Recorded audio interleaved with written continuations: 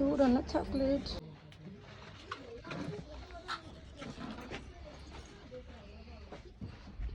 இல்லைன்ட்டு நான் போட்டு கொடுத்துறோம். அவங்க கீழே என்ன பேக் பண்ணி என்ன ரேட் போடுறாங்கன்னு அது அவங்களுக்கு தான் தெரியும். இதை அப்படியே வச்சுருங்க, அவ்வளோதான்.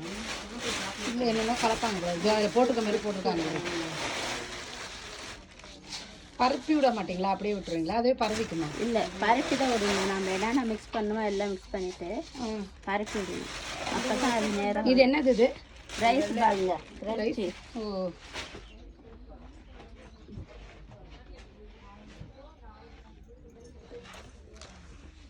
ஓ, உள்ளுக்குள்ளேயும் இருக்கிற மாதிரியே. ஆமாம், ஃப்ரெஞ்ச் எல்லாம் அதோடய மிக்ஸ் ஆகி தான் இருக்கும், வெளியே தெரியாது. ஃப்ரெஞ்சு வேர்க்கடலை மட்டும் உள்ளே மிக்ஸ் பண்ணி வரும். மீதி நட்ஸ் எல்லாம் மேலே தான் ஆடடாக இருக்கும். நான் ஃபேக்ட்ரின்னு வேறு ஏதாவது பெருசாக யோசிச்சுட்டு வந்தேன்.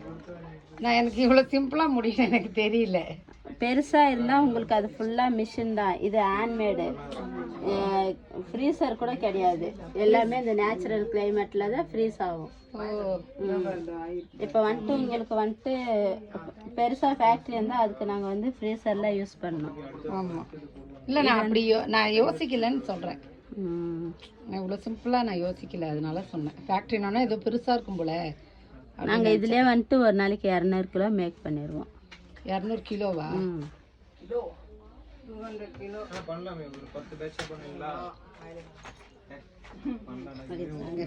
இல்லை, நான் தான் உங்கள்கிட்ட கேட்காம உள்ளேன்ட்டேன். இது என்ன டூட்டி ஃப்ரூட்டியா வச்சு அழுத்தி வச்சுருக்கீங்களா?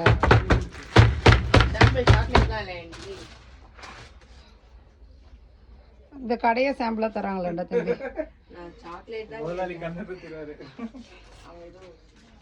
இவ்வளோ தானே, இதோட முடிஞ்சிருச்சா? இது ஃப்ரெஞ்ச் அவ்வளோதாங்க.